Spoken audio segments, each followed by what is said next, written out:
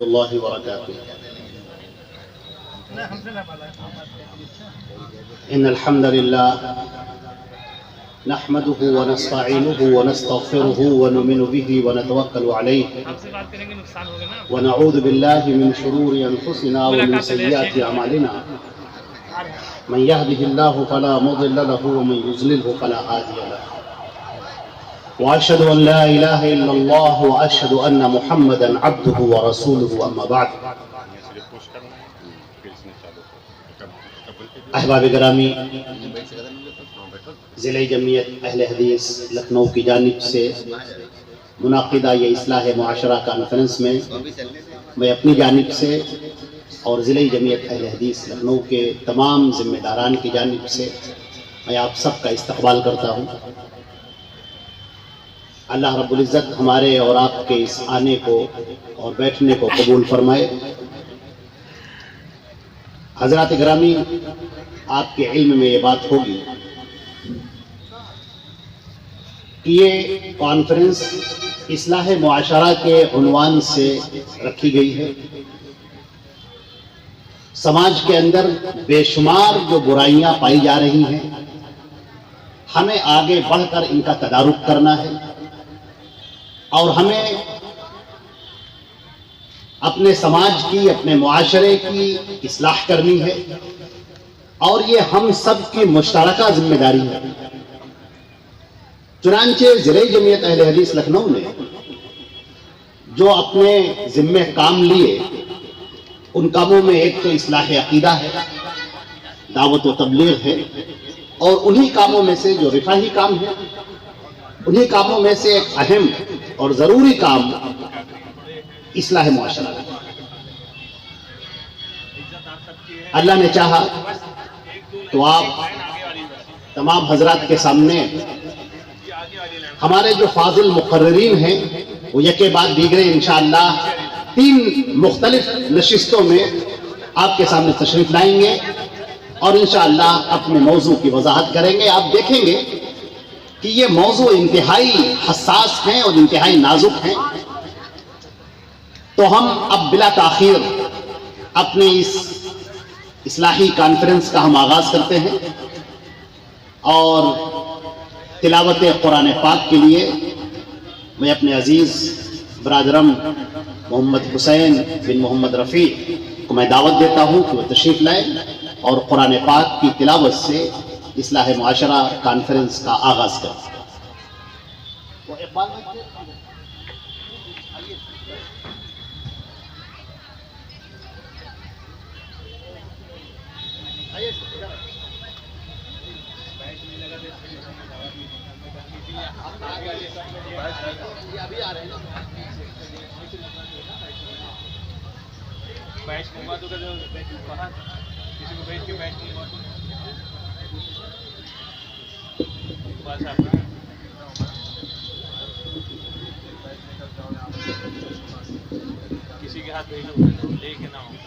السلام علیکم ورحمۃ اللہ وبرکاتہ.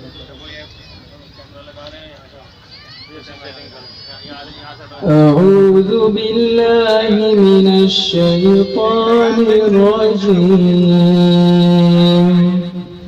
بسم الله الرحمن الرحيم.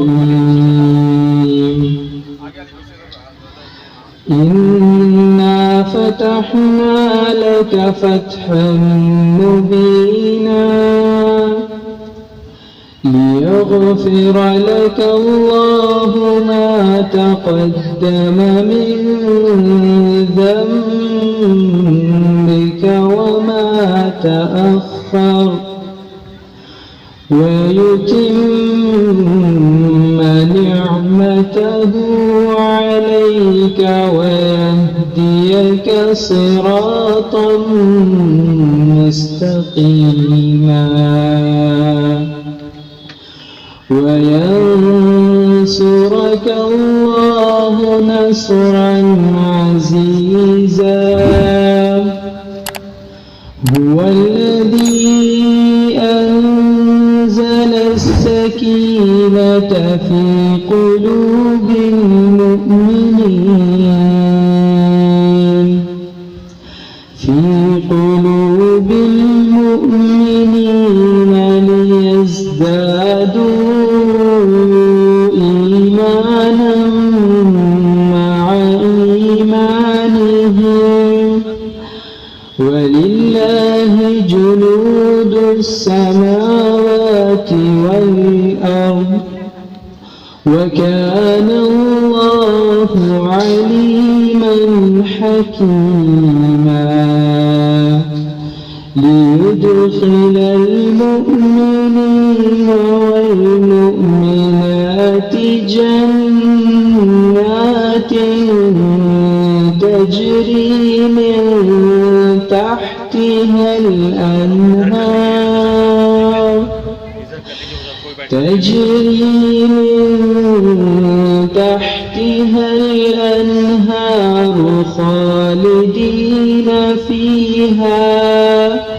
خالدين فيها ويكفر عنهم سيئاتهم وكان ذلك عند الله فوزا عظيما. السلام عليكم.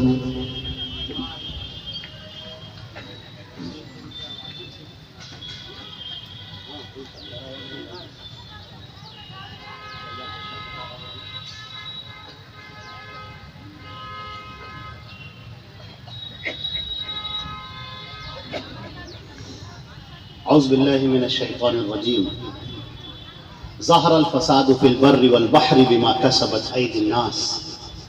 خشکی اور تری میں فساد پھیل گیا لوگوں کے کرتوتوں کی وجہ سے، لوگوں کے اپنی کمائیوں کی وجہ سے. قرآن پاک میں اللہ رب العزت نے زمین کے بگاڑ کا اشارہ فرمایا ہے کہ خشکی ہو یا تری دونوں میں بگاڑ پھیلا ہوا ہے، اور اس اصلاح کے لیے نبوی دعوت کی ضرورت ہے، اور نبوی دعوت کی اساس توحید پر قائم ہوتی ہے. اور انبیاء کرام کی تعلیمات وہ روشن چراغ ہیں جن سے تمام اندھیرے چھٹ جاتے ہیں اور زندگیاں منور ہو جاتی ہیں. سماج کے اندر پھیلی ہوئی جو برائیاں ہیں، ان برائیوں کو دیکھنا اور اس کا تدارک کرنا یہ ہم سب کی ذمہ داری ہے، ہم سب کی مشترکہ ذمہ داری ہے. اس کے لیے ضلع جمعیت اہل حدیث لکھنؤ نے مختلف عناوین کا انتخاب کیا اور مختلف مقررین کا انتخاب کیا، اور آپ دیکھیں گے کہ اس سلسلے میں ہم نے جن بڑے علماء کرام کو دعوت دی ہے، یہ پورے ہندوستان کے اندر دعوت و تبلیغ کا، اصلاح کا کام کرتے ہیں، اور اللہ رب العزت نے انہیں منتخب کر لیا ہے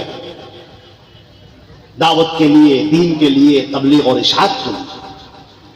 اور ذالک فضل اللہ یؤتیہ من یشاء. ہمارا یہ پروگرام انشاءاللہ 3 نشستوں پر مشتمل ہوگا، اور ہمارے مقرر تشریف لا چکے ہیں اور انشاءاللہ اگلے مقرر بھی آنے والے ہیں. اور ہم ایک بات یہاں پر عرض کر دینا چاہتے ہیں. ہمارے بعض احباب ہم سے سوال کر رہے تھے، بھی پوچھ رہے تھے کہ شیخ جرجیس سراجی صاحب تشریف نہیں لائے، ان کا نام نہیں ہے. تو ہم آپ کو بتا دیں کہ وہ اس وقت بہار میں اور اس کے بعد پھر کولکاتہ سائڈ میں ان کے لگاتار پروگرام ہیں.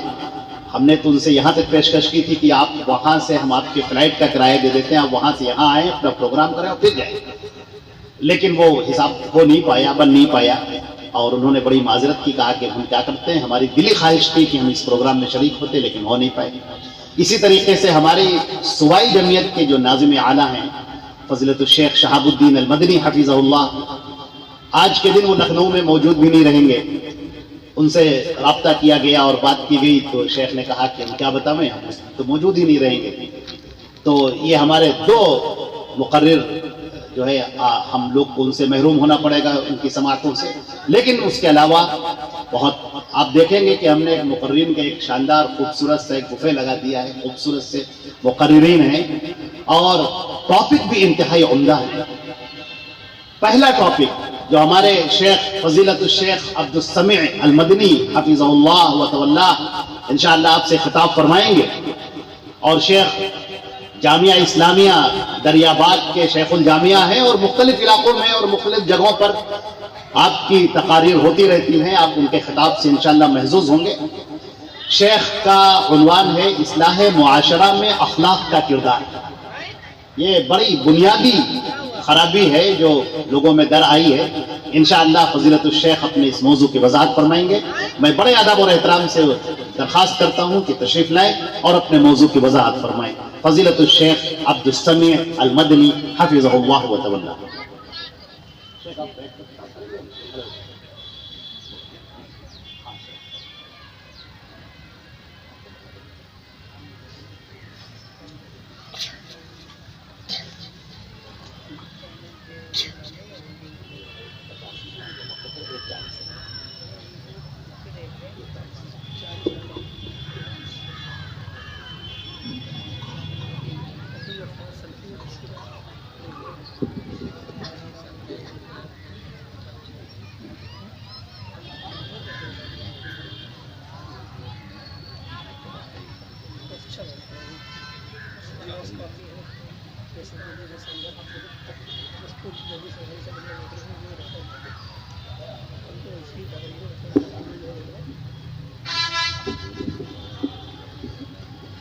السلام علیکم ورحمۃ اللہ وبرکاتہ۔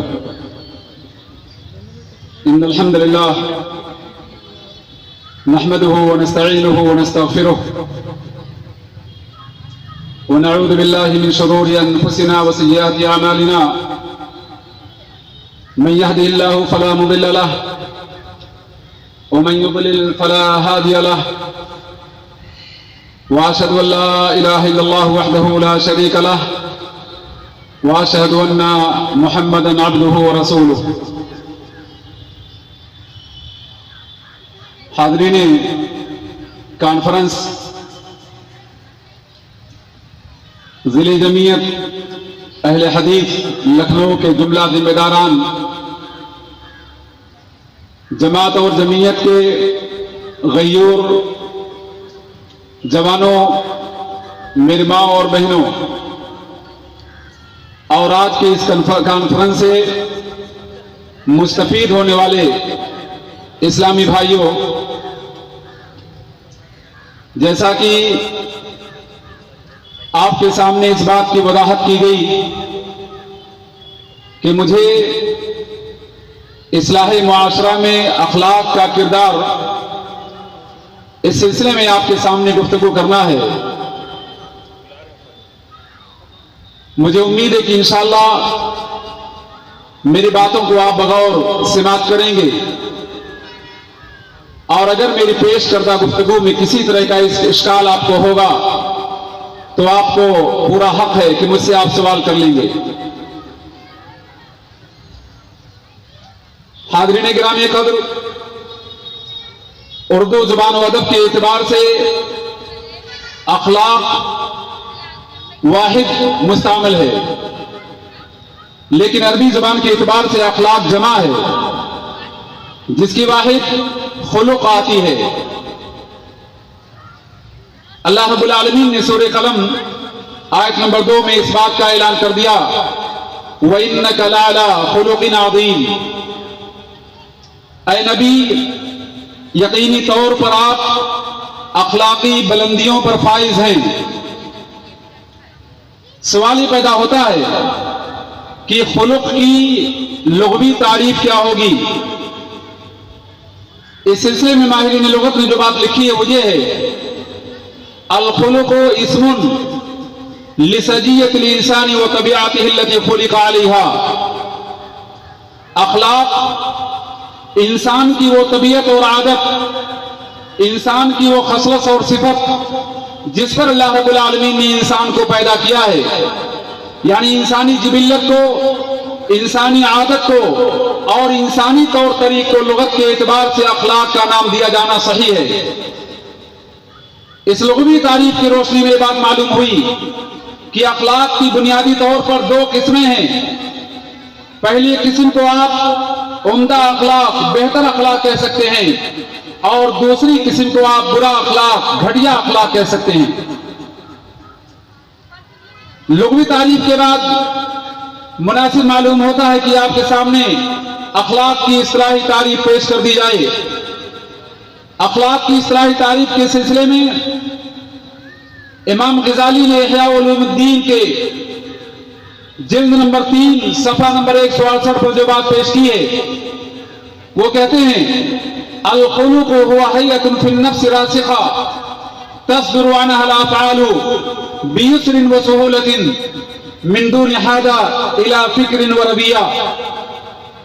اور اسی تعریف کو جرجانی نے کتاب تعریف میں ذکر کیا ہے، جس کا مطلب یہ ہوا انسانی نفس میں ایسی حیت اور عادت جو راسخ ہو، مضبوط ہو، جڑ پکڑ گئی ہو، اور جس حیت کی بنیاد پر افعال کا صدور بڑی آسانی سے ہوتا ہو، اور افعال کے صدور میں، اعمال کے صدور میں انسان کو غور و فکر کی ضرورت نہ پیش آئے، ایسی حیت کو، ایسی صفت کو اسلام میں اخلاق کہتے ہیں۔ اور چونکہ عنوان کا دوسرا جز اصلاح معاشرہ ہے، اصلاح سبھی لوگ جانتے ہیں کہ اصلاح کا معنی کیا ہوتا ہے۔ اصلاح کا معنی دوسروں کے سدھار کے لیے، دوسروں کی اصلاح کے لیے اپنے نفس کی اصلاح کے ساتھ انسان کوشش کرے۔ اور اللہ رب العالمین نے جا بجا قرآن مقدس میں مصلحین کی تعریف کی ہے، اور اس بات کا بھی اعلان کر دیا کہ اللہ رب العالمین کسی بستی کو ایسی حالت میں ہلاک نہیں کرتا جب بستی کے اندر اصلاح پسند لوگ باقی ہوں، اصلاح کرنے والے لوگ باقی ہوں۔ اس سے اصلاح کا اندازہ ہوا کہ اصلاح کا مطلب اپنی حالت کی اصلاح کے ساتھ ساتھ، اپنی عقیدے کی اصلاح کے ساتھ ساتھ، اپنی اعمال اور عبادت کی اصلاح کے ساتھ ساتھ، اپنی معاملات کی اصلاح کے ساتھ ساتھ انسانوں کے اخلاق اور عادات اور عبادات میں اصلاح پیدا کرنا، یہ انسانوں کی شناخت اور پہچان ہے۔ اور اسی بنیاد پر انسان کو اللہ رب العالمین نے دوسری بہت ساری مخلوقات پر امتیاز بخشا ہے۔ معاشرہ جسے آپ سوسائٹی کہتے ہیں، جسے آپ سماج کہتے ہیں، سماج افراد سے بنتا ہے، اور جہاں بہت سارے افراد کا مجموعہ آباد ہو اسے انسانی سوسائٹی اور انسانی سماج کہتے ہیں۔ گویا اصلاح معاشرہ میں اخلاق کا کردار کیا ہے؟ اس کا مطلب یہ ہوا کہ معاشرہ ہمارا ملک اور ہمارا سماج ترقی یافتہ کب کہلائے گا اور خوشحالی سے کب دوچار ہوگا، ان تمام چیزوں کو اس موضوع نے احاطہ کیا ہوا ہے۔ آئیے میں اپنے عنوان کے آغاز کے طور پہ آپ کے سامنے یہ بات پیش کروں کہ اسلام نے اخلاق کو کتنی بلندی اور کتنی عظمت اور کتنی اہمیت دی ہے۔ اس سلسلے میں اگر اللہ کے رسول صلی اللہ علیہ وسلم کی احادیث پر غور کیا جائے تو میں آپ کے سامنے اختصار کے ساتھ چند احادیث پیش کرنا چاہتا ہوں، جن احادیث کی روشنی میں آپ اسلامی اخلاق کی اہمیت اور عظمت کو سمجھنے میں انشاءاللہ مطمئن رہیں گے۔ اللہ کے رسول صلی اللہ علیہ وسلم نے اپنی بعثت کے مقصد کو بیان کرتے ہوئے کہ میری بعثت کا مقصد کیا ہے، اس بات کو واضح کر دیا کہ اخلاقی تعلیمات کو مکمل کرنا یہ میری بعثت کا بنیادی مقصد ہے۔ اس سلسلے میں ابو درداء رضی اللہ عنہ سے مروی حدیث جسے امام ترمذی نے اپنے سنن میں روایت کیا ہے، 2022 حدیث کا نمبر ہے، جس میں بیان کرتے ہیں انما بعثت لاتمم مکارم الاخلاق، اے لوگو مجھے اس لیے مبعوث کیا گیا تاکہ میں اخلاقی بلندیوں کی تکمیل کر دوں، تاکہ میرے ذریعے اللہ رب العالمین اخلاق میں جو بہتری ہے اس کو پورا کر دے۔ یہی وجہ ہے کہ اللہ کے رسول صلی اللہ علیہ وسلم کے بارے میں جب عائشہ صدیقہ رضی اللہ عنہا سے سوال کیا گیا، جیسا کہ حسن نے ان سے روایت کیا ہے کہ کیف کان خلقہ صلی اللہ علیہ وسلم فی اہلہ و مع اہلہ، نبی کریم صلی اللہ علیہ وسلم کا اخلاق، آپ کا طور طریق، آپ کی عادات اہل خانہ کے ساتھ کیسے ہوا کرتی تھیں؟ تو انہوں نے جواب دیتے ہوئے کہا تھا لم یکن فظا ولا غلیظا ولم یکن سخابا فی الاسواق، نبی کریم صلی اللہ علیہ وسلم نہ تو سخت کلامی کرتے تھے اور نہ ہی اللہ کے رسول صلی اللہ علیہ وسلم کی زبان سے کوئی ایسا لفظ اور جملہ نکلتا تھا جس سے فوہڑ پن کی بو آئے، اور اللہ کے رسول صلی اللہ علیہ وسلم بازاروں میں ہنگامہ کرنے والے، چیخ و پکار کرنے والے نہیں تھے۔ اور یہی صفت نبی کریم صلی اللہ علیہ وسلم کے بارے میں عبداللہ ابن عمرو بن العاص کی حدیث میں بیان کی گئی، اور عبداللہ ابن عمرو بن العاص نے اس بات کو بھی واضح کر دیا کہ نبی کی یہ صفت جہاں قرآن مقدس میں بیان اور پیش کی گئی ہے، وہیں پر اللہ رب العالمین نے تمام آسمانی کتابوں میں ہمارے نبی صلی اللہ علیہ وسلم کی صفات کو بیان کیا ہے، جس کا خلاصہ یہ ہے کہ اللہ کے رسول صلی اللہ علیہ وسلم نہ تو سخت کلامی کرتے تھے، نہ آپ کا دل سخت تھا، اور نہ اللہ کے رسول صلی اللہ علیہ وسلم کے معاملے میں کسی طرح کی سختی تھی۔ بازاروں میں آپ جاتے تو ایک تواضع کی شکل آپ اختیار کرتے تھے، نگاہ کو پست رکھتے، گزرنے والوں سے اگر اذیت یا تکلیف پہنچی اس کو برداشت کرتے، اور دعا کا اہتمام کرتے ہوئے اللہ کے رسول صلی اللہ علیہ وسلم بازار میں جاتے تھے۔ یہ نبی کا اخلاق قرآن کریم میں اور آسمانی کتابوں میں بیان کیا گیا۔ آئیے ذرا آیت کریمہ آپ سماعت کیجیے۔ الذین یتبعون الرسول النبی الامی الذی یجدونه مکتوبا عنده فی التوراۃ یأمرهم بالمعروف وینہاهم عن المنکر ویحل لهم الطیبات ویحرم علیہم الخبائث ویضع عنہم اصرهم الاغلال التی کانت علیہم۔ نبی کریم صلی اللہ علیہ وسلم کی جو لوگ اتباع اور پیروی کرتے ہیں، وہ لوگ نبی کی صفت کو قرآن مقدس میں اور آسمانی کتابوں میں یہ پاتے ہیں کہ نبی بھلائیوں کا حکم دیتا ہے، برائیوں سے روکتا ہے، پاکیزہ چیزوں کو حلال قرار دیتا ہے، خبائث کو حرام قرار دیتا ہے، اور لوگ جو بوجھوں تلے دبے ہوئے ہیں ان کے کندھوں سے ان کے بوجھ کو ہلکا کرتا ہے۔ یہ اللہ کے رسول صلی اللہ علیہ وسلم کی صفات کریمہ قرآن مقدس میں اور دیگر آسمانی کتابوں میں بیان کی گئی۔ آپ سب اس بات کو بخوبی جانتے ہیں کہ جب اللہ کے رسول صلی اللہ علیہ وسلم پر وحی کا نزول ہوا، جبریل امین کی آمد ہوئی، اور جبریل نے غار حرا میں اللہ کے رسول صلی اللہ علیہ وسلم کو انسانی شکل میں آ کر سینے سے لگا کر تیزی سے دبوچا، یہاں تک کہ بخاری کی روایت کے مطابق اللہ کے رسول صلی اللہ علیہ وسلم بیان کرتے ہیں حتی بلغ منی الجہد، مجھے پریشانی محسوس ہونے لگی، میں پسینہ پسینہ ہو گیا۔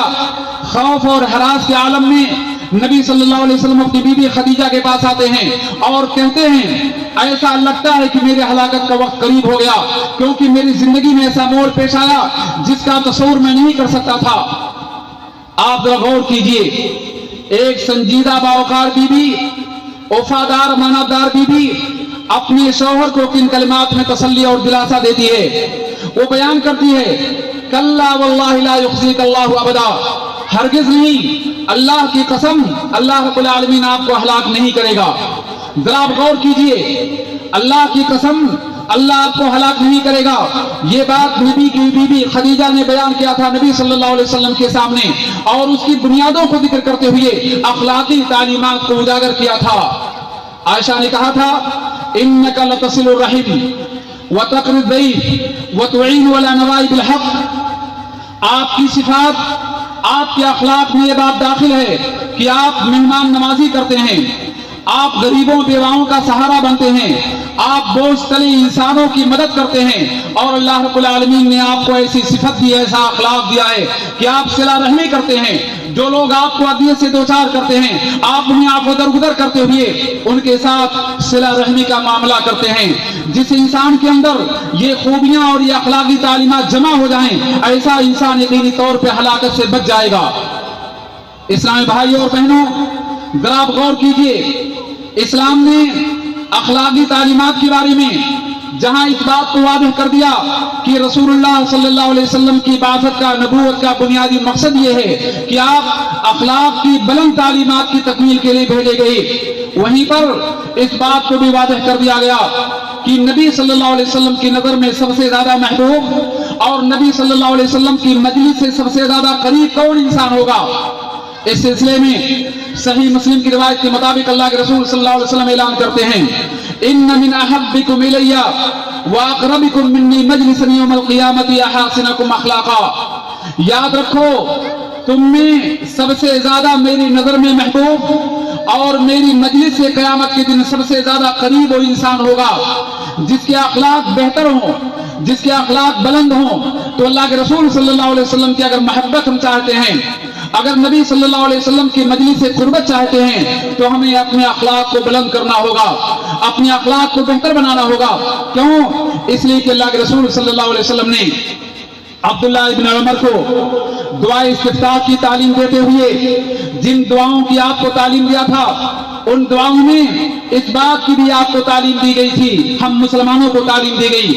اللہ کے رسول صلی اللہ علیہ وسلم نے کہا تھا کہ تم دعائے استفتاح میں سورہ فاتحہ سے پہلے جن دعاؤں کا اہتمام کرو ان میں ایک دعا یہ بھی ہے، اللہم حسن خلقی لا يحسن الخلق الا انت، اللہم احسن خلقی، او اللہم اہدنی لاحسن الاخلاق لا یہدی لاحسنها الا انت۔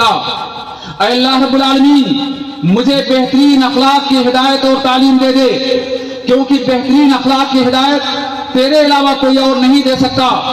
اور دوسری دعا اللہ کے رسول صلی اللہ علیہ وسلم نے کیا تھا، اللہم اصرف عنی سیئ الاخلاق لا یصرف عنی سیئھا الا انت۔ اے اللہ رب العالمین مجھے برے اخلاق سے دور کر دے، برے اخلاق سے دور کرنے والا تو ہی ہے، تیرے علاوہ کوئی اور نہیں جو مجھے برے اخلاق سے دور کر دے۔ ذرا آپ غور کیجئے، اس دعا کی تعلیم کے ساتھ ساتھ نبی صلی اللہ علیہ وسلم نے اس بات کی تعلیم دی کہ ہم لوگ اللہ رب العالمین سے اس بات کا سوال کریں کہ اللہ رب العالمین نے جیسے ہماری خلقت کو بہتر بنایا، ہمارے وجود کو بہتر بنایا، ایسے ہی ہمارے اخلاق کو بہتر بنا دے۔ اس سلسلے میں اللہ کے رسول صلی اللہ علیہ وسلم کی دعا، اللہم حسن خلقی کما حسنت خلقی، اے اللہ رب العالمین میرے اخلاق میں حسن پیدا کر دے، میرے اخلاق کو بہتر بنا دے جیسا تو نے میری خلقت کو بہتر بنایا ہے۔ یہ حدیث اس بات پر غماز ہے کہ ایک مسلمان کو اس بات کی دعا کرنی چاہیے کہ اللہ رب العالمین ہمارے اخلاق میں حسن پیدا کر دے، ہمارے اخلاق میں بہتری پیدا کر دے۔ یاد رکھو، آئینہ دیکھتے وقت جو دعا بیان کی جاتی ہے کہ آئینہ دیکھنے کی دعا ہے کہ اللہ میرے اخلاق کو بہتر بنا، جیسا کہ تو نے میرے جسم کو، میری صورت کو بہتر بنایا۔ تو آئینہ دیکھنے کے سلسلے میں یہ روایت ضعیف ہے، لیکن عام دعا کے اعتبار سے اگر دیکھا جائے تو ہماری زندگی میں عام دعاؤں میں یہ دعا صحیح طریق سے ثابت ہے۔ اور اگر اخلاق کی بلندی کے بارے میں آپ غور کیجئے تو جنت میں سب سے زیادہ داخل کرنے والے اعمال میں اللہ کے رسول صلی اللہ علیہ وسلم نے اپنے تقویٰ کے بعد حسن اخلاق کو شمار کیا ہے۔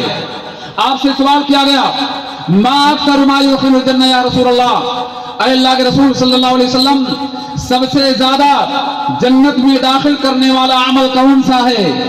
آپ نے جواب دیا، تقوی اللہ و حسن الخلق، اللہ رب العالمین کا تقویٰ اور انسان کا بہترین اخلاق۔ یعنی جنت میں داخل کرنے والے اعمال میں سب سے زیادہ محبوب اور سب سے زیادہ عظیم عمل اللہ رب العالمین کا تقویٰ ہے، اور اس کے بعد ہمارا حسن خلق ہے۔ یعنی تقویٰ انسان کو رب سے قریب کرتا ہے، لیکن اگر اخلاق کی بات آپ کریں تو اخلاق انسان کو دوسرے انسانوں سے قریب کرتا ہے۔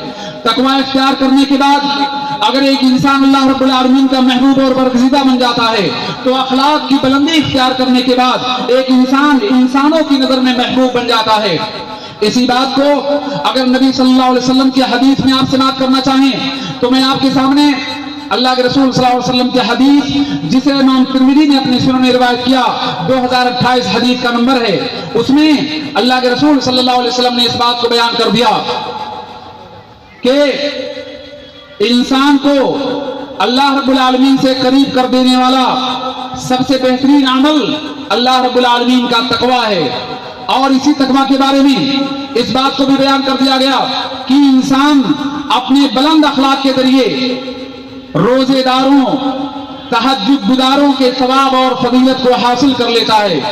ذرا آپ غور کیجئے، ایک انسان نفلی روزے کی طاقت نہیں رکھتا، ایک انسان تہجد گزار بننے کی صلاحیت نہیں رکھتا، لیکن اگر انسان اپنے اخلاق کو بلند کر لے، حسن اخلاق سے متصف ہو جائے، تو ایسے انسان کے بارے میں اللہ کے رسول صلی اللہ علیہ وسلم نے اعلان کر دیا، ان الرجل لیدرک درجۃ الصائم والقائم بحسن خلقہ، انسان اپنے بلند اخلاق کے ذریعے روزہ داروں اور تہجد گزاروں کے درجے کو، مقام و مرتبہ کو پا لیتا ہے۔ ذرا آپ غور کیجئے، بہتر اخلاق انسان کو اتنا بلند کرتا ہے کہ انسان نفلی روزہ رکھنے والوں اور تہجد گزار انسانوں کا ثواب پا لیتا ہے۔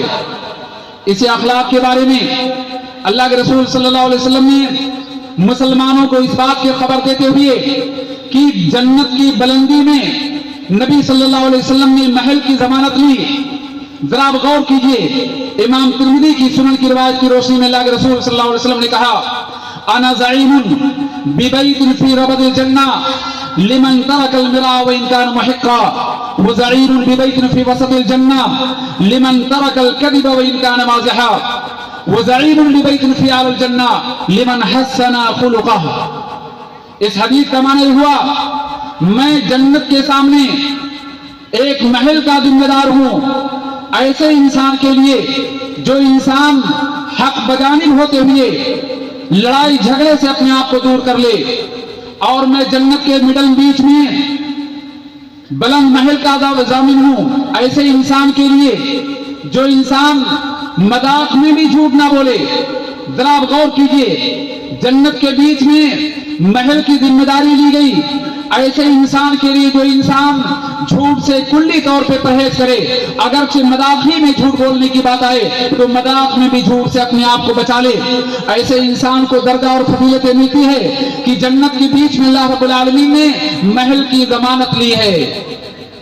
لیکن ان دونوں درجات سے بلند درجہ رسول اللہ صلی اللہ علیہ وسلم کے بیان کے مطابق او ببیت فی اعلی الجنہ لمن حسن خلقہ, جنت کی بلندی میں محل کا ضامن ہونا ایسے انسان کے لیے جو انسان اپنے اخلاق میں تحسین پیدا کر لے.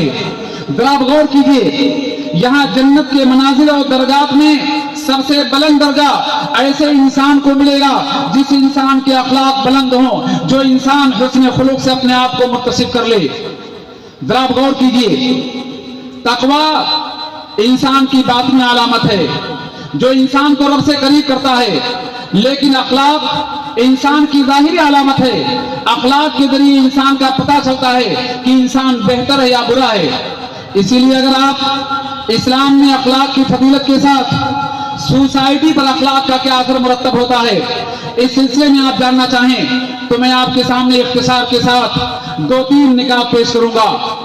پہلا نکتہ تو یہ ہے کہ ہمارے بلند اخلاق اور بہتر اخلاق کا اثر سوسائٹی اور معاشرے پر یہ پڑتا ہے کہ معاشرے کے افراد باہم ایک دوسرے سے مربوط ہو جاتے ہیں, محبت کا دور دورہ ہوتا ہے, امن و امان قائم ہوتا ہے, ایک دوسرے پر اعتماد کی ہوا فضا ہموار ہوتی ہے.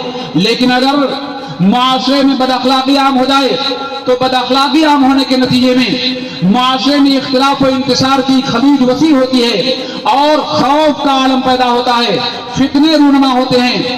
اسی لیے اگر قرآنی آیات پہ آپ غور کیجئے تو اصلاح معاشرہ کے لیے قرآن نے اخلاقی اعتبار سے جن تعلیمات کو ہم مسلمانوں کے سامنے پیش کیا ان میں ایک بلند تعلیم یہ ہے کہ ہم لوگ اخلاقی اعتبار سے اگر اپنی مجلسوں کو اسلامی مجلس بنا لیں تو یقینی طور پر ہمارا معاشرہ بلندی کے منازل کو چھو لے گا.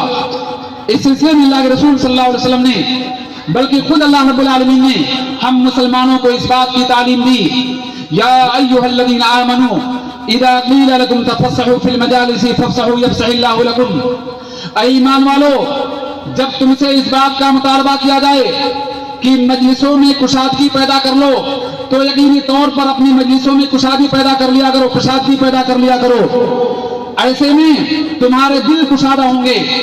اور اللہ کے رسول صلی اللہ علیہ وسلم سے سوال کیا گیا ای الناس خیر یا رسول اللہ, سب سے بہترین انسان کون ہے اللہ کے رسول صلی اللہ علیہ وسلم؟ تو آپ نے جواب دیا تھا الیمن المناکب, ایسا انسان ہمارے معاشرے کا سب سے بہترین انسان شمار کیا جائے گا جس کے کندھے سب سے زیادہ نرم ہوں. کندھوں کی نرمی کا مطلب یہ ہوا کہ نماز میں سب بندی کی بات آ جائے تو اپنے بھائیوں کے لیے کشادہ سینہ کشادہ کر دیا کرو. راستوں میں چلتے ہوئے اگر کسی سے ٹھیس لگ جائے, دھکا لگ جائے تو اسے عفو درگزر کر دیا کرو. اور اگر مجلسوں میں کسی بھائی کی آمد ہو تو ایسے موقع پر اس کے لیے جگہ بنا کر اپنے سینے کو اور اپنے اخلاق کا ثبوت دو. اسلام نے ہم مسلمانوں کی زندگی کو مربوط کرنے کے لیے ہمیں جس بات کی تعلیم دی تاکہ ایک دوسرے کے گھر کو محفوظ کرتے ہوئے ہم تمام سوسائٹی کے گھروں کو محفوظ کر لیں, ایسے میں قرآن نے ہمیں اس بات کی تعلیم دی لا تدخلوا بیوتا غیر بیوتکم حتی تستانسوا وتسلموا علی اہلہا. اے ایمان والو, ایسے گھروں میں داخل ہونے کی کوشش مت کرو جن گھروں سے تمہاری شناسائی نہ ہو اور پھر تعلیم کا اگلا حصہ اس بات کو بیان کرتا ہے کہ اگر تم سے کہہ دیا جائے تم واپس چلے جاؤ تو واپس چلے جائے کرو، یہی تمہارے حق میں بہتر ہے۔ یعنی گھروں میں بغیر اجازت کے داخل ہونا اسلامی شریعت نے منع کر دیا۔ اس کا مطلب یہ ہوا گھر جو پردہ ہے اس پردے کا تحفظ ہو سکے گا، اس کی پاسداری ہو سکے گی۔ اور اگر غور کیا جائے کہ اسلام نے سوسائٹی کو مضبوط کرنے کے لیے، سوسائٹی کی اصلاح کے لیے ہمیں اس بات کی بھی تعلیم دی اخلاقی اعتبار سے کہ ہم لوگ اپنے معاملات کو بہتر کریں، اور معاملات کی جب تک بہتری نہیں ہوتی اس وقت تک ہمارا اخلاق بلند نہیں ہو سکتا، کیونکہ اخلاق کا بیشتر حصہ ہمارے معاملے سے تعلق رکھتا ہے، اور معاملات کی بہتری دراصل ایک انسان کو بہتر بناتی ہے۔ معاملات میں اخلاق کا جو تعلق ہے اس سلسلے میں اللہ رب العالمین نے اعلان کرتے ہوئے کہا وَيْلٌ لِّلْمُطَفِّفِينَ الَّذِينَ إِذَا اكْتَالُوا عَلَى النَّاسِ يَسْتَوْفُونَ وَإِذَا كَالُوهُمْ أَوْ وَزَنُوهُمْ يُخْسِرُونَ۔ ویل ہو، بربادی ہو ناپ اور تول میں کمی کرنے والوں کے لیے۔ جب مال لینا ہوتا ہے تو پورا بلکہ اس سے زیادہ لیتے ہیں، اور جب وزن کر کے یا ناپ کر دینا ہوتا ہے تو کم دیتے ہیں۔ ذرا غور کیجئے، اگر ہم لوگ اپنے معاملات کو درست کر لیں، ناپ و تول صحیح طور پر دیں، اللہ رب العالمین کے حکم کی پاسداری کرتے ہوئے، تو خرید و فروخت کرنے والا ہمارا کلائنٹ ہم پر اعتماد کرے گا، ہماری تجارت کو فروغ ہوگا، اور تجارت کے فروغ کے ساتھ ساتھ لازمی طور پہ اصلاح معاشرہ کا بہترین کردار ہم اپنے اچھے عمل کے ذریعے، تعامل کے ذریعے پیدا کر سکیں گے۔ اسلام نے اصلاح معاشرہ کے لیے ہمیں اس بات کی بھی تلقین کی کہ ہم لوگ جہاں مسلمانوں کے ساتھ حسنی معاملہ پر توجہ دیں، وہیں پر غیر مسلموں کے ساتھ بھی اس بات کا حکم دے دیا گیا کہ غیر مسلموں کے ساتھ بھی ہمارا تعامل، ہمارا برتاؤ بھی ہو بہتر ہونا چاہیے۔ اخلاق کریمانہ ہم پیش کریں، عدل کے ساتھ کام لیں، امانت کے ساتھ کام لیں، نرم دلی کے ساتھ کام لیں، اور غیر مسلموں کے ساتھ اسلامی تعلیمات جیسا کہ اللہ کے رسول صلی اللہ علیہ وسلم نے برتا ہے اسے برت کر اسلامی اخلاق کی بلندی کو غیر مسلموں کے سامنے پیش کیا جائے۔ اس کا ایک فائدہ تو یہ ہوگا کہ اللہ رب العالمین کے حکم کی تعمیل کرتے ہوئے اجر و ثواب کے مستحق بنیں گے، اور دوسرا فائدہ یہ ہوگا کہ غیر مسلم کو اسلام سمجھنے میں ہم مدد بھی کریں گے۔ یعنی ہمارے اخلاق کی بلندی غیر مسلموں کو اسلام میں داخل کر دینے کا بہت بڑا ذریعہ اور بڑا عظیم سبب قرار دیا گیا ہے۔ اس سلسلے میں اگر میں آپ کے سامنے مثال پیش کروں تو بات لمبی ہو جائے گی، لیکن اختصار کے ساتھ ایک دو مثال آپ کے سامنے پیش کر دینا موضوع کا اہم تقاضا ہے۔ آپ سبھی بخاری کی اس حدیث کو سماعت کیے ہوں گے جس میں اللہ کے رسول صلی اللہ علیہ وسلم کا مسلمانوں کے دشمن کے ساتھ، جو مسلمان عورتوں کے حج اور برائی کرتا تھا اور مسلمانوں کو قتل کرنے کے لیے جس نے فوج کشی کی تھی، ایسے ظالم اور قاتل انسان کو اللہ کے رسول صلی اللہ علیہ وسلم نے کتنی عمدہ اخلاق کے ذریعے سر کیا تھا کہ صرف نہیں کہ وہ نرم ہو گیا بلکہ اسلامی آغوش میں داخل ہونے کے بعد اسلام کی عظمت اور شوکت کا سامان فراہم کیا۔ آپ لوگ جانتے ہیں سن 6 ہجری کے بعد یعنی غزوہ خندق کے بعد اللہ کے رسول صلی اللہ علیہ وسلم نے مدینے کے اطراف میں بہت سارے وفود اور بعوث کو روانہ کیا۔ ان وفود میں سے ایک وفد نے سمامہ بن وصال اسے گرفتار کر لیا اور گرفتار کر کر اللہ کے رسول صلی اللہ علیہ وسلم کی بارگاہ میں لائے۔ سمامہ کو مسجد نبوی کے کھمبے سے باندھ دیا گیا۔ نبی کریم صلی اللہ علیہ وسلم کا اس سے گزر ہوا، سوال کیا سمامہ تمہارا حال کیا ہے؟ اس نے اپنے لفظوں میں جواب دیا ان تحسن ان تقتل تقتل ذا دم وان تحسن تحسن ذی رحم۔ اے محمد، اگر تم نے مجھے معاف کیا تو تجھ سے معافی کی امید ہے، اور اگر تم نے مجھے قتل کرنے کی کوشش کی تو میں اس کا مستحق ہوں۔ ذرا غور کیجیے، اس جواب کو آپ نے سنا، آگے بڑھ گئے۔ دوسرے روز پھر آپ نے سوال کیا سمامہ تمہارا حال کیا ہے؟ اس نے وہی جواب دیا۔ نبی مسکرائے، آگے بڑھ گئے۔ تیسرے روز بھی جب سمامہ سے نبی نے سوال کیا سمامہ تمہارا کیا حال ہے، تو سمامہ نے نبی کو وہی جواب دیا۔ لیکن جواب دینے کے بعد جب نبی کے چہرے پر اس نے مسکراہٹ کے آثار کو دیکھا تو کہا محمد میں کچھ اجازت چاہتا ہوں، غسل کرنا چاہتا ہوں۔ اس نے غسل کیا اور غسل کرنے کے بعد اشہد ان لا الہ الا اللہ واشہد ان محمد رسول اللہ کلمہ شہادت کا اقرار کرتے ہوئے اسلام کی آغوش میں داخل ہوا اور نبی صلی اللہ علیہ وسلم سے اجازت طلب کی کہ میں عمرہ کرنے جانا چاہتا ہوں۔ بخاری ہی کی بعض روایتوں میں اس بات کو لکھا گیا کہ ہجرت کے بعد سب سے پہلے عمرہ کرنے والے شخص اسامہ ابن اسال ہیں۔ آپ ذرا غور کرو، صرف یہی نہیں کہ وہ اسلام میں داخل ہوئے بلکہ نبی صلی اللہ علیہ وسلم کے سامنے 3 باتوں کا اظہار کیا تھا۔ کہا اللہ کی قسم اے محمد صلی اللہ علیہ وسلم، اسلام لانے سے پہلے میری نظر میں سب سے زیادہ برا اور مکروہ چہرہ اگر کوئی تھا تو آپ کا چہرہ تھا، اور میری نظر میں اگر سب سے برا کوئی دین تھا تو آپ کا دین تھا، میری نظر میں اگر کوئی سب سے بدترین ملک تھا تو آپ کا شہر مدینہ اور مکہ تھا۔ لیکن اسلام لانے کے بعد میں اس بات کا برملا اعلان کرنا چاہتا ہوں کہ میری نظر میں اگر کوئی سب سے محبوب چہرہ ہے تو آپ کا چہرہ انور ہے، اگر سب سے محبوب اور پسندیدہ کوئی دین ہے تو آپ کا لایا ہوا دین ہے، اور اگر کوئی سب سے محبوب ترین جگہ ہے تو آپ جس جگہ سکونت پذیر ہیں میری نظر میں وہ سب سے محبوب ہے۔ ذرا غور کیجئے، ابھی چند گھنٹوں پہلے جس انسان کی نظر میں نبی کا چہرہ سب سے بدترین تھا، کس چیز نے اس دشمن کو اس بات پر مجبور کر دیا کہ نبی کے چہرے سے محبت کو اور سب سے زیادہ انسانوں میں محبوب چہرہ قرار دے؟ ظاہر وہ اللہ کے رسول صلی اللہ علیہ وسلم کا بلند اخلاق تھا۔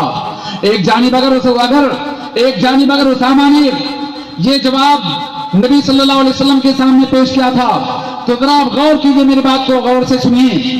جب وہ عمرہ کرنے گیا تو عمرہ کرتے ہوئے اشراف قریش نے جب اسامہ کو اسلام سے برگشتہ کرنے کی کوشش کی تو ایسے میں اسامہ نے اشراف قریش کے سامنے، مکہ کے سرداروں کے سامنے برملا طور پہ جو بات پیش کیا تھا، کہا سن لو میں بے دین نہیں ہوا ہوں بلکہ میں نے تو اسلام قبول کر لیا، اور تم اس بات کو سن لو اگر تم نے میرے راستے میں رکاوٹ پیدا کرنے کی کوشش کی تو یہ مانا سے مکے میں جو گیہوں آتا ہے گیہوں کا ایک دانہ تم تک نہیں پہنچے گا جب تک ہمارے رسول محمد صلی اللہ علیہ وسلم اس بات کی اجازت نہیں دے دیں گے۔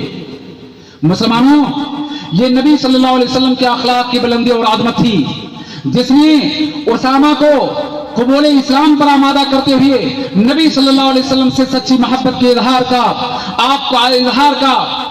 کی داعیہ پیدا کر دیا تھا، اور قریش مکہ کے سامنے اس برملا طور پہ اس بات کا اعلان کیا تھا کہ اگر تم نے میرے اسلام کے راستے میں رکاوٹ پیدا کرنے کی کوشش کی تو امامہ سے جو گیہوں تمہارے یہاں آتا ہے اس کا ایک حبہ تم تک نہیں پہنچے گا۔ دوسرا واقعہ جو صحیح بخاری ہی میں ہے، آپ ذرا غور کیجئے، اسلام میں عمدہ اخلاق، بہترین تعلیمات جو اخلاق پر مبنی ہیں ان کا فائدہ اسلام کی نشر و اشاعت میں کیا ملتا ہے۔ ایک عورت کی زبانی اس بات کو آپ سماعت کریں گے، میں آپ کے سامنے وہ بات پیش کرنا چاہتا ہوں۔ واقعہ بڑا تفصیلی ہے لیکن چونکہ وقت بڑا مختصر ہے اس لیے میں واقعے کا خلاصہ آپ کے سامنے پیش کرنا چاہتا ہوں۔ وہ خلاصہ یہ ہے کہ اللہ کے رسول صلی اللہ علیہ وسلم خیبر سے واپسی کے موقع پر رات کے کافی دیر حصے تک آپ نے سفر کیا۔ رات کے آخری حصے میں جب پڑاؤ ڈالا تو یقینی طور پر راوی کہتے ابن عباس اور بہت دیگر صحابہ کرام کہ جب انسان دن میں تھکا ہوا تاخیر رات تک سفر کرے گا اور پھر آرام کرنے کے جب نیچے زمین پر لیٹے گا تو ایسی گہری نیند آ جائے گی کہ شاید صبح کی روشنی اسے بیدار کرے۔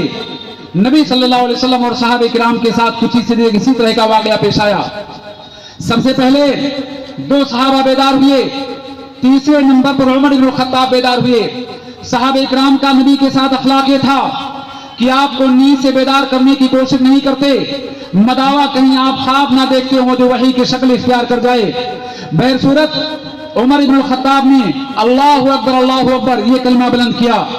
نبی بیدار ہوتے ہیں، سورج اونچا ہو چکا ہے، نبی کہتے ہیں یہاں سے ہم کوچ کر کے چلیں، آگے جا کر کے پڑاؤ ڈالیں گے۔ وہاں نماز نہ ادا کی، آگے بڑھے पड़ाव डाला, अजान दिलवाई गई, नमाज आपने जमात से पढ़ाया, एक जवान को देखा जो नमाज में शामिल ना हो सका, नमाज से फरागत के बाद आपने सवाल किया तुझे किस चीज ने नमाज में शरीक होने से मना किया था? उस जवान ने कहा मुझे जनाबत लाहिक हो गई थी, गुस्ल के लिए काफी पानी ना था, इसलिए मैं नमाज में शरीक ना रहा। बहरसूरत सहाबे किराम ने अल्लाह के रसूल सल्लल्लाहु अलैहि वसल्लम से पानी की किल्लत का शिकवा किया। आपने अली बिन अबी तालिब और उनके साथ दो लोगों को रवाना किया, जाओ पानी की तलाश में। वो दोनों बल्कि 3 लोग पानी की तलाश में गए। काफी दूर जाने के बाद एक खातून से मुलाकात होती है जिसकी ऊंट पर पानी के मशकीजे थे। इन सहाबे किराम ने औरत को रोका और कहा चलो तुम हमारे नबी के पास। यहाँ पर अली बिन अबी तालिब, उनके दोस्तों, नबी के तरबियत याफ्ता जवानों का अखलाक देखिए कि एक खातून जो तन्हा मुलाकात करती है, जब नबी के पास आने का उससे मुतालबा किया गया तो उसने कहा जाका साबी, वो बेदीन इंसान तुम वहां मुझे ले जाना चाहते हो। हमारे दौर का कोई इंसान होता तो इस जुमले पर बरहम होकर अपने गुस्से का इजहार करता और खातून के साथ शायद बदतमीजी से पेश आ जाता, लेकिन नबी के तरबियत याफ्ता जवानों ने कहा हाँ वही शख्स जो हमारे रसूल हैं, लेकिन तुम्हारे गुमान के मुताबिक वो बददीन हैं। जब ये लोग उस खातून को नबी की बारगाह में लेकर आए, नबी से मुलाकात हुई तो अल्लाह के रसूल सल्लल्लाहु अलैहि वसल्लम ने जो उस औरत को खिताब किया तो जरा गौर करो, नबी रहमत, सारे जहान के सरदार, हमारे नबी सल्लल्लाहु अलैहि वसल्लम को मुसलमानों और मुजाहिदीन की झुरमट में एक मुश्रिक खातून किस तरह खिताब करती है। वो कहती है अंत साबी मोहम्मद, तुम बेदीन मोहम्मद हो। नबी ने कहा कमा तुज़ामीना नदालिक लाकिन्नी रसूलुल्लाह, तुम्हारे गुमान के मुताबिक मैं वही मोहम्मद हूँ लेकिन मैं अल्लाह का रसूल हूँ। जरा आप गौर कीजिए, उस खातून से आपने पानी लिया और बुखारी ही की रवायत के मुताबिक अल्लाह के रसूल सल्लल्लाहु अलैहि वसल्लम ने पानी में दुआ की, मोजिज़ा जाहिर हुआ, लोगों ने अपनी अपनी मशकीज़ें और जरूरत की चीजों को भरा। उस जवान को आपने बुलाकर उसे भी पानी दिया, जाओ तुम पानी लेकर गुस्ल कर लो। लेकिन एक मुश्रिका खातून को जिससे मुसलमानों को पानी हासिल हुआ था, नबी ने उसके बारे में सहाबे किराम को क्या हुक्म दिया? कहा तुमने उससे पानी हासिल किया, लिहाजा उसके इवद में मुकाफात के तौर पर उसके लिए तुम बहुत सारी चीजों को दे दो। सहाबे किराम में से किसी ने खजूर दिया, किसी ने सत्तू दिया, किसी ने घी दिया। अलगरज उसे एक खातून के ऊंट पर सामान का गट्ठर लाद दिया गया शराफत के तौर पर, और पाकीज़ा अंदाज में उस खातून को वापस कर दिया गया। लेकिन इस करीमाना अखलाक का उस मुश्रिका खातून पर असर क्या मुरतब हुआ? मैं आपके सामने यही बात बयान करना चाहता हूं कि वो खातून जब अपने कबीले में वापस जाती है तो अपने कबीले के लोगों से कहती है तुम्हें मालूम नहीं, मैंने अपनी निगाहों से ऐसे शख्स का मुशाहदा किया जैसा इंसान न मैंने देखा और न मेरे तस्वीर में ऐसा इंसान है। अजीबो गरीब इंसान। पानी का आलम तो यह है कि मेरे ऊंट का पानी कुछ कम हुए बगैर सारे लोगों ने मशकीज़ें भर लिए। गुफ्तगू का आलम यह है, जब नबी गुफ्तगू करता है तो सारे लोग संजीदा होकर आपकी गुफ्तगू को समाअत करते हैं। आपकी गुफ्तगू का अंदाज यह है कि आप बहुत ठहर ठहर कर गुफ्तगू करते हैं और सारे लोग आपकी गुफ्तगू को बड़े वकार और मतानत के साथ समाअत करते हैं। अपनी कौम से खिताब करते हुए कहती है अगर तुम खैर और भलाई चाहते हो, अगर तुम खैर और भलाई चाहते हो तो उन लोगों की सीरतो किरदार को मैं तुम्हें बयान करना चाहता हूं कि हमारे अतराफ में जो कबाइल आबाद हैं उन कबाइल पर तो वो लोग चढ़ाई करते हैं लेकिन हमारे कबीले की जान मुतवज्जे नहीं होते। शायद हमसे जो पानी एहसान के तौर पर मिला है उसके सिले में हमारी जानिब उनकी तवज्जो नहीं है। और अगर तुम खैर चाहते हो तो मेरे साथ चलो, इस्लाम ले आओ। नबी के इस बुलंद अखलाक, सहाबे किराम के बुलंद अखलाक को देखकर पूरा कबीला हल्का बगोशे इस्लाम हो गया। मालूम यह हुआ कि इस्लाम की जो अखलाकी तालीमात हैं, अफो दरगुदर से काम लेना, उम्दा गुफ्तगू करना, एक अजनबी इंसान के साथ अच्छे अखलाक और बिहेवियर से पेश आना, ये ऐसी बुलंद सिफात हैं जो सिफात एक दुश्मन के दिलों में इस्लाम की आज़मत को बर्पा कर दिया करती हैं। खुद अल्लाह रब्बुल आलमीन ने इसी बात को बयान करते हुए कहा था ला तस्तविल हसनतु वला सय्या, ادفع باللتی ہی احسن فاذا الذی بینک وبینہ عداوۃ کانہ ولی حمیم. نیکی اور بدی، اچھائی اور برائی دونوں برابر نہیں ہو سکتی. برائی کا بدلہ برائی سے نہیں بلکہ بہتر انداز میں، اچھے انداز میں برائی کا بدلہ بھلائی سے دو. اس کا فائدہ یہ ملے گا کہ جس انسان اور تمہارے درمیان دشمنی ہے وہ تمہارا جانی دشمن نہیں بلکہ تمہارا جگری دوست بن جائے گا. یہ اسلام کی اخلاقی تعلیمات کا فائدہ خود اللہ رب العالمین نے قرآن مقدس کی روشنی میں بیان کیا. مسلمانوں، ہمارے اخلاقی تعلیمات کا مفاد یہ ہے، اخلاق میں کیا چیزیں داخل ہیں. اگر ہم اس سلسلے میں سوال کریں کہ ہمارے اسلامی اخلاق میں کیا چیزیں شمار کی جاتی ہیں یا اسلامی اخلاق کن صفات اور خوبیوں پر قائم ہے، اگر اس سلسلے میں آپ غور کریں تو میں آپ کے سامنے حسن رضی اللہ عنہ کا قول پیش کرنا چاہتا ہوں، جنہوں نے کہا تھا حسن الخلقی ثلاثۃ صفات اور ثلاث صفات. حسن اخلاق 3 خوبیوں کا نام ہے. ذرا غور کیجئے، 3 خوبیوں پر اسلامی اخلاق کی بنیاد ہے. پہلی خوبی بسط الوجہ. بسط الوجہ کا مطلب یہ ہوا خندہ پیشانی کے ساتھ پیش آنا، مسکراہٹ کے ساتھ ملنا اور گفتگو اچھی کرنا. اسے عربی زبان میں بسط الوجہ کہتے ہیں. اور دوسری بات انہوں نے کہا طلب الحلال، حلال چیز کو طلب کرنا. اور تیسری بات کو بیان کرتے ہوئے کہا تھا التوسیۃ علی العیال، اہل و عیال پر کشادگی پیدا کرنا، اہل خانہ کے ساتھ اچھا برتاؤ کرنا. ذرا غور کیجئے عبداللہ ابن مبارک کا قول اس سلسلے میں کیا ہے. انہوں نے بھی کہا تھا حسن خلق میں بنیادی طور پر 3 چیزیں شامل ہیں. پہلی چیز کے بارے میں کہا تھا بسط الوجہ اور اجتناب المحارم، خندہ پیشانی کے ساتھ پیش آنا، حرام چیزوں سے اجتناب کرنا، کف الاذی، لوگوں کو اپنی برائی سے محفوظ رکھنا. اور تیسری بات بیان کرتے ہوئے کہا تھا بذل الندی، سخاوت کا، فیاضی کا، اپنی جیب کو کشادہ کرنے کا انہوں نے حکم دیا. ایک مسلمان کسی بھی حالت میں بخیل نہیں ہو سکتا. ایک مسلمان اپنے بھائیوں کے ساتھ، غیر مسلموں کے ساتھ، یہاں تک کہ دشمنوں کے ساتھ جہاں عدل کا معاملہ کرتا ہے، انصاف کو برتتا ہے، وہیں پر سخاوت کا معاملہ کرتے ہوئے غیر مسلم کو تالیف قلب کی روشنی میں لاتے ہوئے اسے اسلام کی دعوت پیش کر دیتا ہے. اگرچہ زبان سے اس بات کا اظہار نہیں کرتا کہ تم اسلام لے آؤ. اہل حدیثوں میں آپ سے خاص طور پہ کہنا چاہتا ہوں، اپنے اخلاق کی بلندی اور عظمت کے ذریعے بدعت میں گھرے ہوئے انسانوں کو حق میں داخل ہونے کی دعوت پیش کرو. زبان سے کہنے کی نوبت نہ آئے، آپ کے وجود کو دیکھ کر، آپ کے اخلاق سے متاثر ہو کر بدعت کی دلدل میں، شرک اور کفر کی تاریکی میں پھنسے ہوئے انسان حق سے قریب ہو جائیں، جیسا کہ نبی صلی اللہ علیہ وسلم کی زندگی میں ایک بدوی مشرک کا حال تھا. وہ حال آپ سبھی جان چکے ہیں.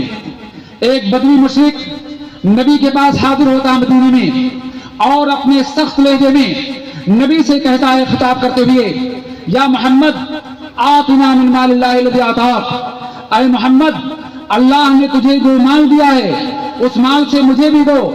ذرا غور کیجئے، ہمارے دور کا انسان شاید یہ جواب دیتا تمہارے باپ نے دیا ہے تم مجھ سے مطالبہ کرتے ہو. لیکن نبی صلی اللہ علیہ وسلم نے بدوی کی حالت کو جانا، اس کے اخلاق کو پہچانا، عمدہ اخلاق کا ثبوت دیتے ہوئے کہا جاؤ ان پہاڑوں کے دونوں پہاڑوں کے بیچ میں جو وادی ہے، اس وادی میں جو بکریاں ہیں ان بکریوں کا ریوڑ ہاتھ کر لے کر جاؤ. بدوی انسان نبی صلی اللہ علیہ وسلم کے چہرے کو دیکھ کر کہتا ہے محمد کیا مذاق کرتے ہو؟ نبی نے کہا محمد مذاق نہیں کرتا. کہا تم جاؤ بکریوں کے ریوڑ کو ہانکو اور مدینے کا کوئی شخص تم سے مطالبہ نہیں کرے گا. تم بکریوں کے ریوڑ ہانک کر کیسے لے جاتے ہو؟ وہ انسان گیا بکریوں کے ریوڑ کو ہانکتا ہوا اور کسی انسان نے اسے تعارف نہ کیا. لیکن اس سخاوت کا، اس کرم کا، عمدہ اخلاق کا اثر اس بدوی صحابی پر ہوا. اس نے جتنے قبائل کے لوگوں سے ملاقات کیا سب کو اسلام کی دعوت پیش کرنے لگا اور برملا تو پہ کہا ایھا الناس اسلموا، اے لوگوں اسلام لے آؤ. فإن محمد یؤتی عطاء لا یخشی بعدہ الفقر، محمد تو اتنا سخی اور فیاض ہے، اس قدر دیتا ہے کہ اسے فقیری اور محتاجگی کا ڈر نہیں ہوتا۔ اسلام نے بلند اخلاق کی تعلیمات دی ہے۔ ابھی دیپاولی گزری، ہمارے کتنے بھائی سوال کرتے ہیں غیر مسلموں کی جانب سے آنے والی مٹھائیوں کو ہم کھائیں، اسے قبول کریں یا نہ قبول کریں؟ اس کے الٹا آپ سوال کیوں نہیں کرتے ہو کہ کیا غیر مسلموں کو مٹھائی ہم ہدیے میں دیں یا نہ دیں؟ اسلام نے تو عطا دینے کو، خرچ کرنے کو، انفاق کو اسلام کی تقویت کا سبب قرار دیا تھا۔ مسلمان تو دینا جانتا تھا، مسلمان لینے کو نہیں جانتا تھا، مسلمان تو عظمت کو جانتا تھا، خودداری کو جانتا تھا۔ مسلمان کے اخلاق میں یہ بلندی تھی کہ طعام کو تو فضیلت دیتا تھا، لیکن کسی کے کھانا کھانے کی تمنا اور للچائی نگاہ اس کی نہیں ہوا کرتی تھی۔ ابھی میں نے شروع میں آپ کے سامنے اس بات کو پیش کیا کہ نبی صلی اللہ علیہ وسلم کے ہلاکت سے بچنے اور نجات سے بچنے کا جو طریقہ خدیجہ نے بیان کیا تھا، اس میں انہوں نے کہا تھا کہ آپ مہمان نوازی کرتے ہیں، لہذا اللہ رب العالمین آپ کو رسوا نہیں کرے گا۔ اسلامی بھائیوں، اصلاح معاشرہ میں اگر آپ اخلاق کی عظمت کو یا اخلاق کے کردار کو دیکھنا اور سمجھنا چاہتے ہیں تو ہمیں نبی صلی اللہ علیہ وسلم کی زندگی کو سمجھتے ہوئے صحابہ کرام کی زندگی کو سمجھنا چاہیے، کیونکہ اسلام نے تو اخلاقی اعتبار سے ہمیں امانت کا، عدل و انصاف کا حکم دیا اور برملا طور پہ اعلان کر دیا، لا یجرمنکم شنآن قوم علی الا تعدلوا اعدلوا هو اقرب للتقوی۔ کسی قوم کی دشمنی تمہیں اس بات پہ آمادہ نہ کر دے کہ تم تقوی کا دامن ہاتھ سے چھوڑ دو، عدل و انصاف سے کام لو، کیونکہ یہی تقوی کے زیادہ قریب ہے۔ دشمن سے معاملہ آ جائے، گواہی کی بات آ جائے، باپ ہی کیوں نہ مد مقابل ہو، بیٹا کیوں نہ مد مقابل اور نقصان سے دوچار ہونے والا ہو، اسلامی تعلیمات ہمیں اس بات کی دعوت دیتی ہیں کہ ہم حق کے ساتھ، انصاف کے ساتھ گواہی دینے والے ہو جائیں، اگرچہ وہ گواہی ہمارے نفس کے خلاف ہو، ہمارے باپ کے خلاف ہو، ہمارے بیٹے کے خلاف ہو، کیونکہ اسلام نے تو ہمیں عدل کا، انصاف کا حکم دیا تھا۔ اور یاد رکھو، عدل و انصاف کے ذریعے روئے زمین میں شادابی آتی ہے، ملک میں خوشحالی پیدا ہوتی ہے، انسانیت ترقی کرتی ہے۔ اسی بات کی گواہی مسلمانوں کے ساتھ ساتھ یہودیوں نے دی ہے۔ آئیے ذرا سماعت کیجیے کہ عبداللہ بن رواحہ صحابی رسول کو اللہ کے رسول صلی اللہ علیہ وسلم نے خیبر کے فتح کے بعد بنو قریظہ کے پاس جو کھجور کے باغات تھے، صلح اس بات پر ہوئی تم کھیتیاں کرو گے، تمہارے کھجور کی پیداوار کا نصف حصہ مسلمانوں کو ملے گا اور نصف کے تم مالک رہو گے۔ کھجور کا پھل آنے کے قریب ہے، یا آ چکا ہے۔ نبی صلی اللہ علیہ وسلم نے عبداللہ بن رواحہ کا انتخاب کیا کہ جاؤ تم بنو قریظہ کے باغ میں جو کھجور ہے اس کا اندازہ کرو، تاکہ ان سے کھجور کی پیداوار کا صلح کے مطابق آدھا حصہ لے لیا جائے۔ آپ یہاں اس بات پہ غور کیجیے کہ عبداللہ بن رواحہ اور بنو قریظہ کے درمیان رقابت تھی، دشمنی تھی۔ جب بنو قریظہ کے یہودیوں نے اس صحابی کو دیکھا ڈر گئے، اور جب انہیں سہما ہوا دیکھا تو کہا آخر کیا وجہ ہے، تم ڈرے اور سہمی نظر آتے ہو؟ کہا تم کو بھیج دیا گیا کھجور کے پھل کا اندازہ مقرر کرنے کے لیے، تمہاری ہماری رقابت ہے، ہمیں ڈر ہے کہ مال تم زیادہ لے لو گے۔ نبی کے صحابی نے کیا جواب دیا؟ کہا نبی کے صحابی اور مسلمان سے تم یہ توقع رکھتے ہو کہ مال کو تم سے زیادہ لے لیا جائے گا؟ ہرگز ایسا نہیں ہو سکتا۔ انہوں نے پورے انصاف کے ساتھ، عدل کے ساتھ کھجور کے پھل کا اندازہ مقرر کیا اور کہا میرے اپنی تعلیم اور سوچ کے مطابق تمہارے بارے میں فیصلہ ہے۔ یہودیوں نے برملا طور پہ کہہ دیا تھا بہذا قامت السماوات والارض او بہذا العدل قامت السماوات والارض، اسی عدل و انصاف کی بنیاد پر آسمان و زمین قائم ہیں۔ مسلمانوں، ہماری علامت تو پہلے یہ تھی کہ ہم عدل کا ترازو اپنے ہاتھوں سے تھامے رہتے تھے، ہم انصاف پر مبنی فیصلے کیا کرتے تھے، کیونکہ قرآن نے ہمیں اس بات کا حکم دیا وَإِذَا حَكَمْتُمْ بَيْنَ النَّاسِ فَاحْكُمُوا بِالْعَدْلِ، جب تمہیں لوگوں کے مابین فیصلہ اور جج مان لیا جائے تو عدل و انصاف کے ساتھ تم فیصلے صادر کرو۔ اور یہ بات اگر نبی کی زندگی میں آپ کو نظر آتی ہے تو صحابہ کرام کی زندگی میں اس کا بہترین عکس آپ کو نظر آئے گا۔ واقعہ یوں ہے کہ اللہ کے رسول صلی اللہ علیہ وسلم کے चौथे खलीफे राशिद अली बिन अबी तालिब ने एक यहूदी या रवायात में इख्तिलाफ के मुताबिक एक ईसाई बाजार में अली बिन अबी तालिब ने एक यहूदी के हाथ में या एक ईसाई के हाथ में अपनी ज़रा देख ली और दावा किया कि ये ज़रा मेरी है। ईसाई का दावा है कि ज़रा मेरी है। जरा आप गौर कीजिए, आज के हुक्मरानों को, आज के कुदाद हजरात को, आज के जज और मुंसिफ को इस्लाम में जो बेहतरीन जजमेंट दिए गए हैं उनके मुताबिक अगर आज फैसले सादर कर दें तो मैं आपसे यकीन के साथ कहना चाहता हूं कि मुल्क में अमन व अमान कायम हो जाएगा और मुल्क में जो खुरेजी तसादुम की कैफियत, मॉब लिंचिंग, एक तबके का दूसरे तबके के खिलाफ जुल्म और ज्यादती पर मामला आज पेश आता है, इससे अक्सर निजात मिल जाएगी अगर अदलिया हमारे पूरे इंसाफ के साथ फैसला देने लगे, जैसा कि इस्लामी हुकूमत में मुसलमानों ने फैसले सादर किया था। नबी के सहाबी अली बिन अबी तालिब कादी के दरबार में खड़े हैं। कादी कौन है जरा गौर कीजिए, शुरैह कादी हैं। खलीफे राशिद अली बिन अबी तालिब एक ईसाई के बेमुकाबिल सामने खड़ा हुआ है। जब कादी शुरैह के सामने अली आए तो कादी ने अपनी कुर्सी को छोड़ना चाहा, क्योंकि खलीफे वक्त हैं। उन्होंने कादी शुरैह का तकर्रुर किया है, लेकिन शुरैह ने कहा नहीं।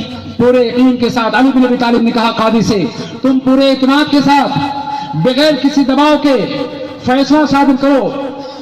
कादी शुरैह ने अली बिन अबी तालिब के खिलाफ फैसला सादिर कर दिया। जरा आप गौर करो, कयामत की निशानियों में से एक बड़ी निशानी बयान की गई कि फैसले बिक जाया करेंगे, टकों पर लोग फैसले देंगे। आज हमारी आदमिया के बहुत सारे लोग फैसले को बेचने की जुर्रत करते हैं, जिसके नतीजे में मुख्तलिफ तबकात के बाशिंदे अमन व अमान के बजाय खौफ और हरास की जिंदगी बसर करते हैं। अगर अदलिया पूरे यकीन और कुव्वत के साथ हक पर मबनी फैसले सादिर करे तो मुसलमानों नतीजा क्या होगा? नतीजा ये होगा मुआशरा अमन चैन की सांस लेगा। मैं आपसे कहना चाहता था कि जब खलीफा के खिलाफ फैसला कादी ने सादिर किया, तमाम लोगों ने उसे कबूल किया।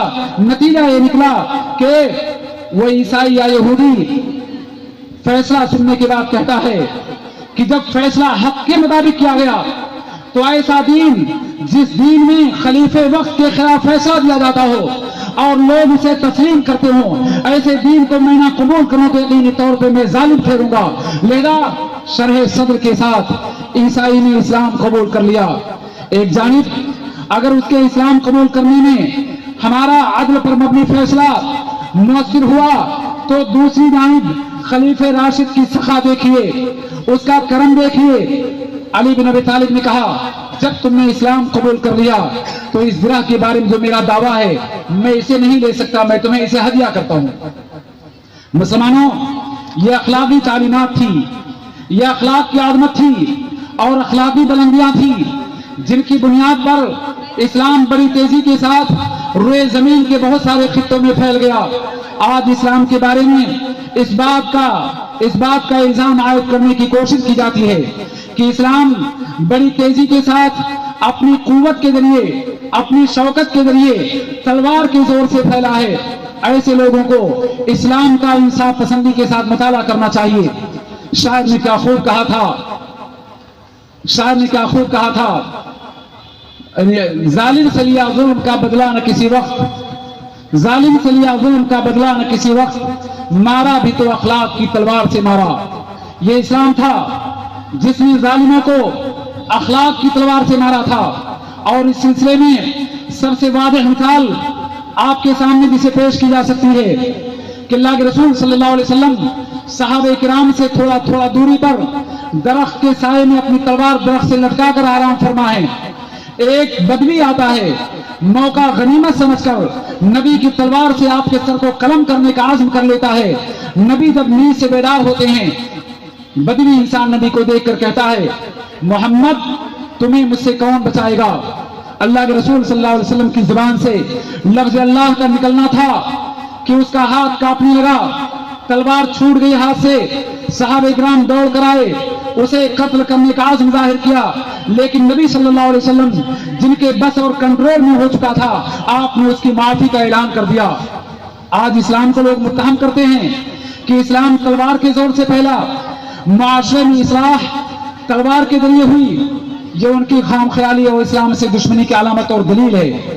آپ کو میں بتا دوں صاف طور پر نبی صلی اللہ علیہ وسلم کے حدیث کی روشنی میں کہ لوگوں کے دلوں کے مالک اپنی دولت کے ذریعے آپ نہیں ہو سکتے، اپنی قوت اور طاقت کے ذریعے لوگوں کے دلوں کو فتح نہیں کر سکتے، کیونکہ اللہ کے رسول صلی اللہ علیہ وسلم نے اعلان کر دیا تھا ایھا الناس انکم لن تسعوا الناس باموالکم، اے لوگو تم قطعی طور پر لوگوں کے حاکم، لوگوں کے دلوں کے مالک، لوگوں میں محبوب اپنے مال کے ذریعے نہیں ہو سکتے، لکنہ یسعہم بسط الوجہ وحسن الخلق، لیکن لوگوں کے مالک تم کیسے ہو سکتے ہو؟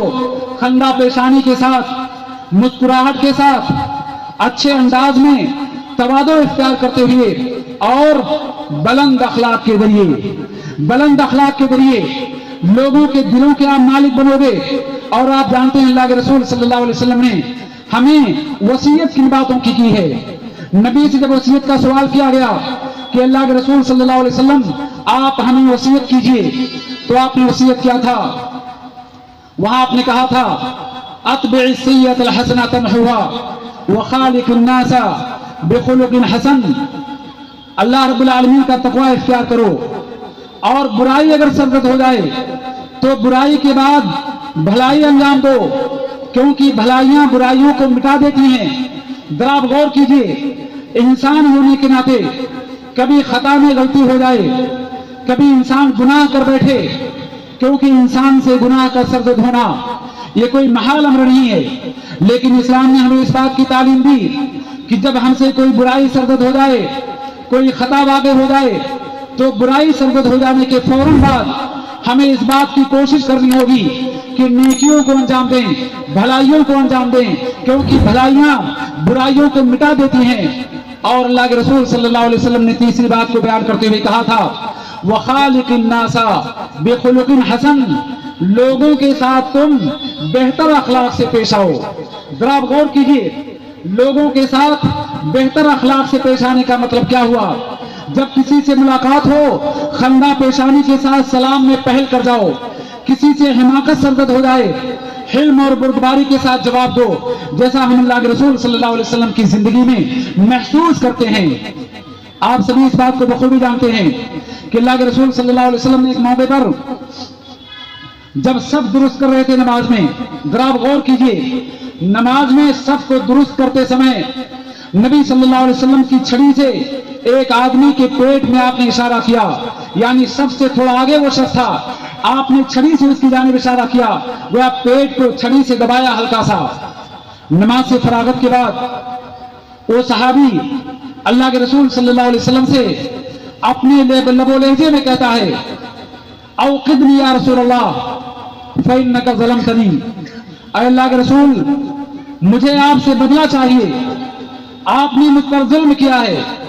ذرا آپ غور کیجئے، ہم میں سے کسی بڑے انسان اور کسی عالم کے ساتھ اگر کوئی انسان اس طرح سے مخاطب ہو جائے کہ میں آپ سے بدلہ لینا چاہتا ہوں، اپنی پیٹھ حاضر کرو، ہمارے چہرے پر تلملاہٹ ہوگی، رنگ بدل جائے گا، لیکن نبی صلی اللہ علیہ وسلم نے کتنی خندہ پیشانی اور بلند اخلاقی کے ساتھ اپنی پشت کو حاضر کیا اور صحابی سے کہا تم کیا چاہتے ہو؟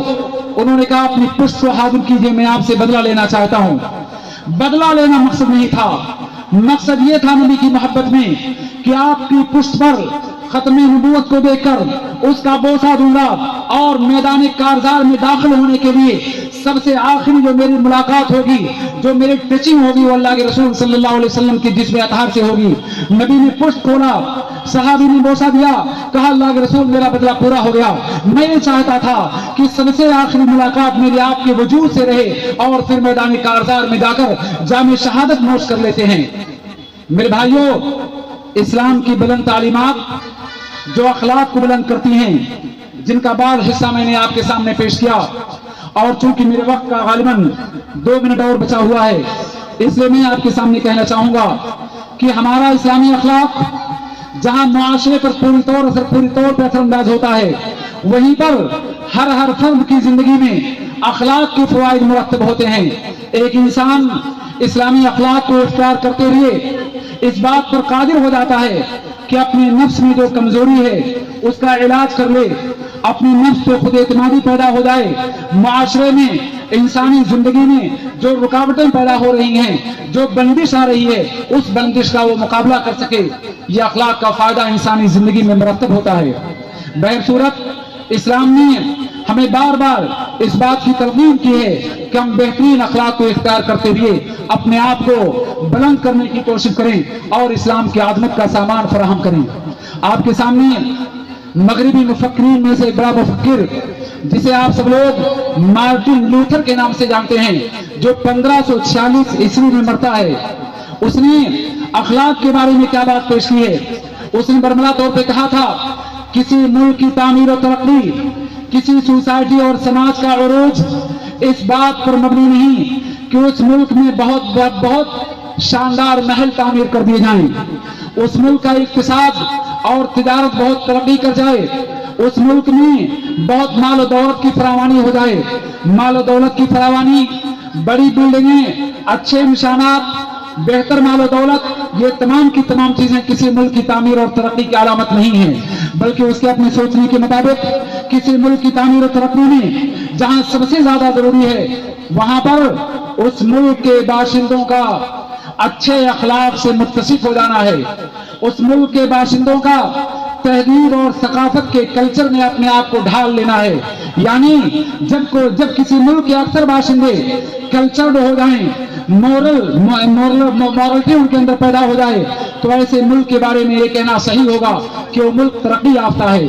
اور ہماری اسلامی عظمت کی تاریخ، ہمارا شاندار ماضی، جس میں مسلمانوں کے سامنے کسی کو آنکھ سے آنکھ ملانے پر قدرت نہ تھی، اس وقت ہم عظیم تھے، اس وقت ہم سربلند تھے، جب تک ہم مسلمانوں کی اخلاقی بلندیاں دوسری قوموں کے لیے نشان راہ ثابت ہوا کرتی تھی، اور جب ہماری اخلاقی پستی کا آغاز ہوا، وہیں سے ہماری پستی کا اور ہمارے زوال کی تاریخ کی شروعات ہوئی۔ لہذا اگر ہم معاشرے کی اصلاح کے ساتھ ساتھ اپنے مذہب کو، اپنے منہج کو اور اپنے دین کو ہم فروغ دینا چاہتے ہیں، ہم اسے ترقی دینا چاہتے ہیں، تو لازمی طور پہ ہمیں اخلاقی تعلیمات کو اپنی عملی زندگی میں نافذ کرتے ہوئے اسلام کا زندہ اور جاگتا اخلاق لوگوں کے سامنے پیش کرنا ہوگا، خاص طور پر فتنے کے دور میں، خاص طور پر بے حیائی کے دور میں، خاص طور پر جب ملک خلاف عناصر ملک کے خلاف، انسانیت کے خلاف اور ایک خاص طبقے کے خلاف شدت پر مبنی احکام صادر کرتے ہوں، شدت پر مبنی تعامل پیش کرتے ہوں، ایسے میں ہم مسلمانوں کی زندگی کا تقاضا یہ ہے کہ اسلام کی بلند تعلیمات کے ذریعے امن و امان کی دعوت دیتے ہوئے اسلام کی عظمت کو عام کریں۔ اللہ سے دعا ہے کہ اللہ رب العالمین مجھے اور آپ کو ان بہترین باتوں کے مطابق عمل کی توفیق دے۔ اقول قولی ھذا واستغفر اللہ لی ولکم فاستغفروہ انہ هو الغفور الرحیم، وآخر دعوانا ان الحمد للہ رب العالمین۔